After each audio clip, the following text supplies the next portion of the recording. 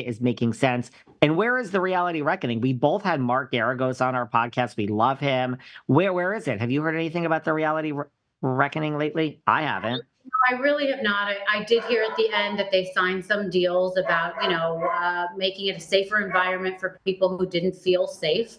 But beyond that, I think it flopped. I did have a lot of people on my show that talked about how they wanted to be a part of it. And I did have a number of people that said they were happy with the position they were in. These are current Bravo stars that were saying, how, they did not see what this big reckoning was. I had Shep on from Southern Charm, who was really happy with the place he was in. Kelly Dodd even said that she never saw any of that stuff. If people want to drink, they drink on their own accord. If they want to act like an idiot and make bad decisions, they can't come back later and blame production for it. So, as somebody who's been on a reality show and has seen it edited after the fact, they can only edit so much. You have to give them what you give them, right? So I don't know. I think people should be more responsible for their actions. I think what happened with the Scandival situation was different because there was a lot of bullying and shaming in situations like that. So I think that is a more dangerous situation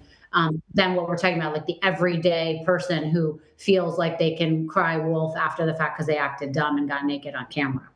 My opinion. I agree. Who's your biggest downfall? Oh, well, okay. So this is not a Bravo star. I don't know if you're familiar with this woman. Do you know who Ruby Frank is? She is the YouTuber, the mom influencer from 8 Passengers. She was arrested and pled guilty of child abuse, starving her children, and physical torture. She was a huge star. She had millions of followers, talked about her parenting styles. And, she was finally arrested and she pled this week guilty. And it's a huge story if people don't know. I saw that.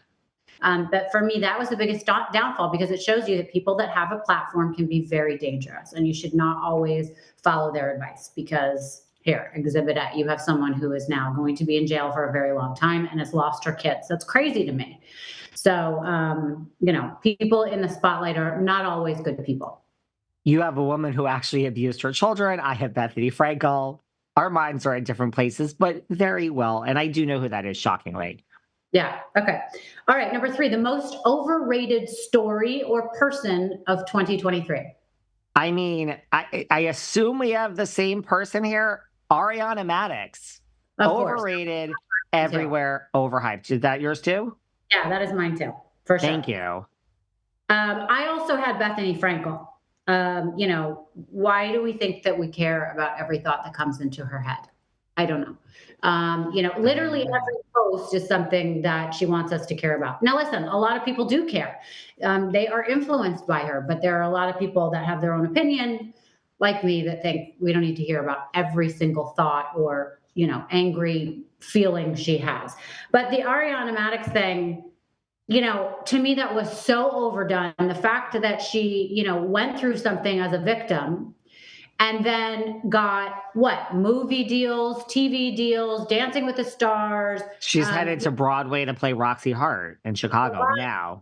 I don't get it. I'm not sure why I get that at all. And I think it's actually ridiculous. So, the fact that Rachel, whatever her name is, didn't come back because she felt so shamed about what she did. Why? Why are we shaming this girl? If they're on reality TV, this is part of what happens. It's like, and I get it. I've been in that situation, right? But this is crazy to me that this girl feels like she has no friends and she's the villain. And everyone else gets to live a great life and get paid for it. I just think that's absolutely wrong. I do. I'm a little Ariana'd out. I mean, I wish her great success. She's had great success. A good friend of mine, Lala Kent, said plenty of us get cheated on and don't become God. I'm going to stand with that one. It's a little overexposed for Lala Kent saying that now about her? Well, on the trailer for next season, Lala has this quote, plenty of people get cheated on and don't become God. Lala's now backtracked and said that was edited out of context. I don't really know how it could be edited out of context, but I'm going to go with Lala on this one. Well, I can actually see how these girls are going to start to get jealous of the fame that Ariana is getting from this. At first, I think they all were excited to be on that bandwagon with her. But now that they see she's, her trajectory is completely different than theirs, I think they're going to be not supporting it as much. I agree. What else you got for me? That's right, number 4, couple of the year. Couple of the year. Believe it or not, this is not Bravo. My couple of the year is hands down one of the king of the twinks, Mr. Timothy Chalamet and Miss Kylie Jenner. I am so here for this. I think he is so hot. I think she is so hot. I mean, this just shouldn't work. It makes no sense. At first, you're like, this is such a great publicity thing. It's great for him, with like a Kardashian. He's a real actor. He's like everywhere now because of Willy Wonka. It's great for her. It looks good for both of them. I think this is real. I'm like, you've convinced me. It's been going on this long. Kylie and Timothy Chalamet. Can What I about ask, you? what's Yeah. their age difference? I mean, I think they're right around the same age. Why, you think he's younger than her? I know, I think we forget because of all the work she's had done, she's very young. So I'm curious if he's in his 30s or if he's still in his 20s. To me, he's been around so long, I feel like he's a little bit older. But no, I mean, I don't think it's not real. I think it's a real romance. I guess I'm here for it. I like it. I mean, I quite frankly, I think it brings credibility to her.